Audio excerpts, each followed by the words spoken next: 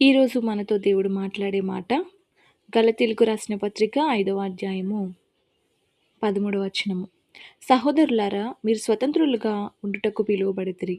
అయితే ఒక మాట, ఆ స్వాతంత్ర్యమును శారీరక క్రియలకు హేతువు చేసుకొనక ప్రేమ కలిగిన వారై ఒకనికొకడు దాసులై ఉండుడి.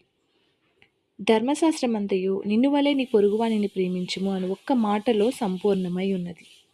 మనమందరం ఇక్కడ ఆలోచించవలసిన విషయం ఏంటంటే, స్వాతంత్రం అనగా ఫ్రీడమ్. ఈ రోజుల్లో ఫ్రీడమ్ అంటే ఏ విధంగా ఉందో మనందరికీ తెలిసినదే. తల్లిదండ్రులకైనా, పిల్లలకైనా, బంధువులకైనా స్వ స్వతంత్రంగా ఇండివిడ్యువల్‌గా అయినా గూడా ఎంత ఫ్రీడమ్‌ని కోరుకుంటున్నాం, ఆ ఫ్రీడమ్ అనేది ఎంతకి దారితీస్తుందో మనందరికీ తెలుసు.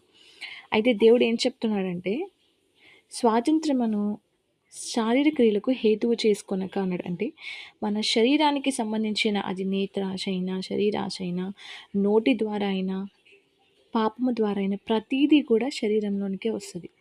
కాబట్టి వాటి యందు మన ఫ్రీడమ్‌ని హేతువు చేసుకోకుండా ప్రేమ కలిగి ఒకనికొకడు దాసులై ఉండండి అన్నారు.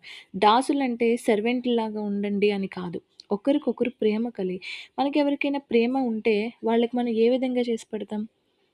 వాళ్ళు ఏది కావాలంటే అది చేస్తాం. వాళ్ళు అడగందే మనం ఈరోజు ఇది చేద్దాం, ఈరోజు అది చేద్దాం, లేకపోతే నాకిష్టమైన వ్యక్తికి ఈ అవసరం ఉంది, నేనది చెయ్యాలి. వాళ్ళ ఇంట్లో ఏదైనా ఫంక్షన్ నేను తనకి సాయం చేయాలి.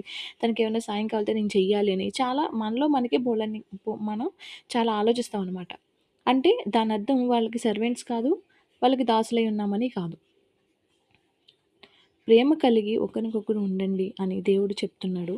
దేవుడు మన పట్ల ప్రేమ కలిగి ఎంతలా మనల్ని ప్రేమిస్తున్నాడో, అదే విధమైనటువంటి ప్రేమను మన ఎదుటి వారిని బట్టి ఉండాలని దేవుడు ఎంతో ఆశపడుచున్నాడు. అండ్ దేవుడికి ఇది ఎంతో ఇష్టమైన ఆజ్ఞ కూడా. మనమందరము కూడా మన పొరుగు వారిని ప్రేమించి దేవుణ్ణి సంతోషపరచాలి. Praise the lord.